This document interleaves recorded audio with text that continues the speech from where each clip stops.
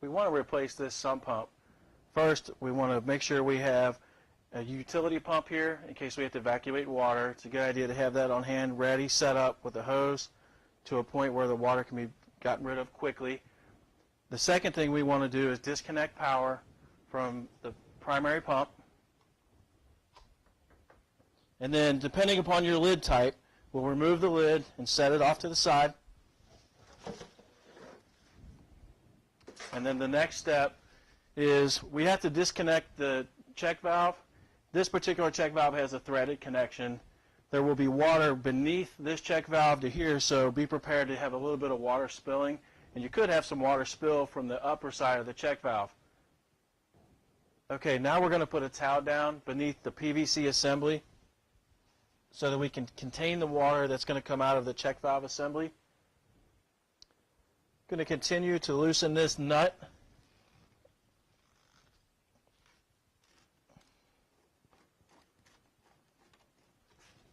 You'll hear a little bit of a hiss. That's perfectly normal.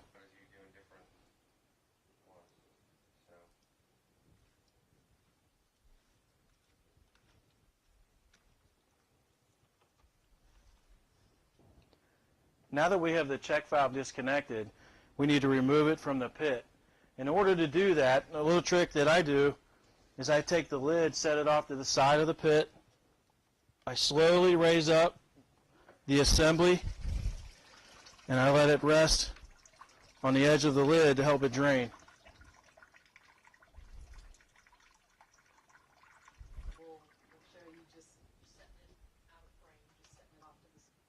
We want to make sure our pit is clean.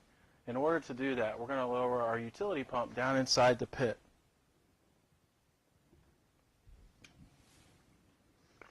Next, we're going to connect the pump to power.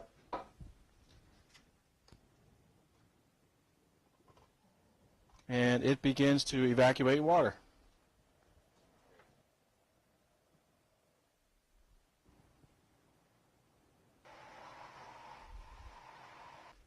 Okay, now that the water has been drained out of the pit, I'm going to reach down in and examine, and you'll see there's plenty of sediment and rocks, and we're going to scoop that out until it's completely clean.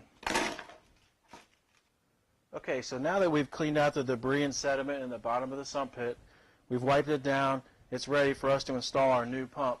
This model happens to have a vertical float that's integrated into the unit. Additional items needed to make this installation complete would be a check valve with rubber coupling.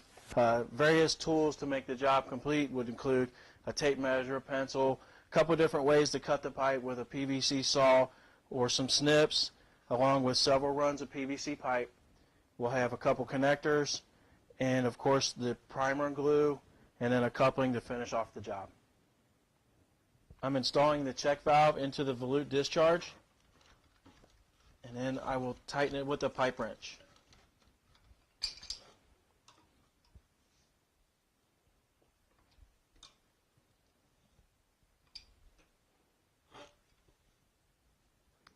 Okay, the next step after installing the check valve is to take a piece of PVC pipe, insert it, tighten up the clamp, and we're going to go ahead and lower the entire assembly down inside the pit.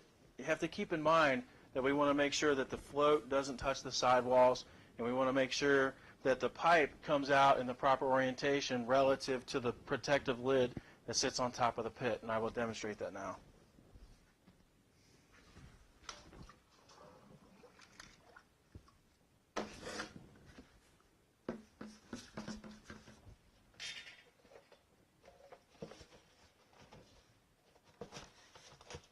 Okay, this is perfect orientation. We're going to go ahead and remove the lid, and the next steps will be cutting pipe so that we can fit up the 90-degree fittings here, and we'll have another one back here that will connect to the final pipe with a rubber coupling. At this point, I have marked the pipe to the proper location and height. I'm going to finish cutting through the pipe in this step.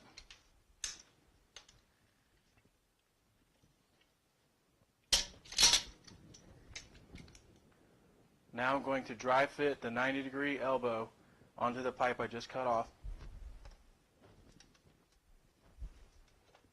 I'm going to put the lid back on to make sure the fit up is proper. Next thing I will do is I will, as a little tip or trick, I can put this pipe on the end of here, and I need to measure my connecting piece from here to here, and then I can eyeball the distance, and I will mark the pipe, and I will cut it to length.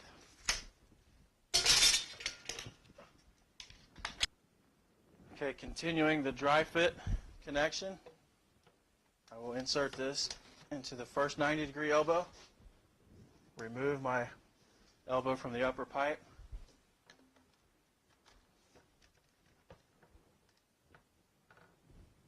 and now I have to measure the last piece from the inside of the coupling to the bottom of this riser pipe.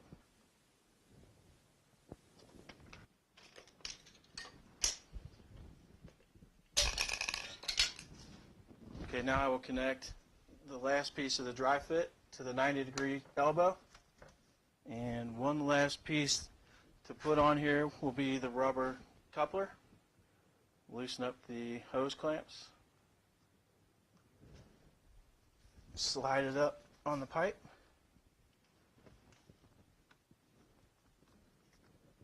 Okay, now we have this fully connected and it's still dry fit. The little tip is to take and mark every connection before you disassemble it, so that way when you go to glue it up, it goes back together the way you intended it to. So I'm going to mark a line here, a line here. We just completed primering each joint and gluing each joint, and everything is sound. We added zip ties to the power cord to make sure that it does not get caught up in any of the float or any of the surrounding pump activity. Next step is to plug it in.